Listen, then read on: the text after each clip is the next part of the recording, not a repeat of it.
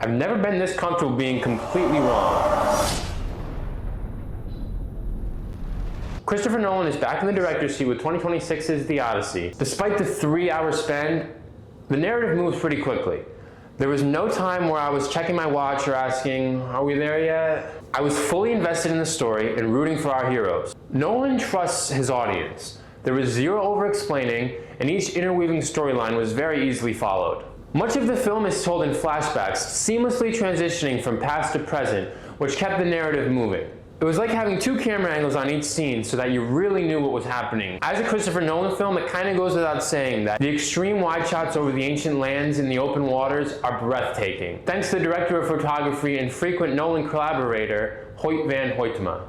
The film is honestly a masterclass in world building and scale, and there was reportedly 2,000 extras used. Matt Damon plays a very convincing and trustworthy leader, and Anne Hathaway stands out as a strong and hopeful queen. Robert Pattinson delivers as the sneaky and conniving Antinous, as he vies for Odysseus' throne and preys on his downfall. Given her proven range and depth, Lupita Nyong'o was severely underutilized as Helen of Troy. Tom Holland had a good amount of accent slips in this film, which took my focus out of the film and led me to anticipate his next one. I heard some comments being made that the dialogue is modern and pulls you out of the film. The only one that I really picked up on happened right in the beginning, which was the viral dad choice over father, which I'll admit, it took me out. Also the fact that they're talking English in ancient Greece. Like, come on, would you really rather be in that theater looking at the bottom of the screen reading subtitles? I know it's become another one of Nolan's sort of trademark things to have a star-studded cast, but I would definitely make some casting changes if it was up to me. I think people like Cate Blanchett, Florence Pugh, Joaquin Phoenix, Christian Bale,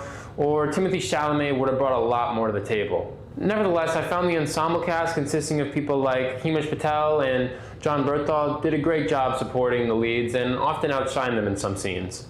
Look, I haven't touched anything under the umbrella term of Dungeons & Dragons since the Percy Jackson series. I walked into this film expecting to hate it, but I walked out completely won over. It's an accessible, gorgeously shot epic that proves a 3-hour runtime doesn't always have to be a chore. I'd give it about a 3.8 out of 5. I would have loved to see some more challenges faced along the hero's journey and some actors swapped for better ones. So what do you think? Would you have swapped at any of the cast, or do you think they hit the nail on the head? Whether or not you agree with me or like what I had to say, let's debate it in the comments. And while you're down there, feel free to click some of the buttons.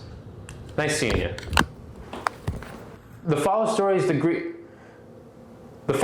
the legendary Greek hero Odysseus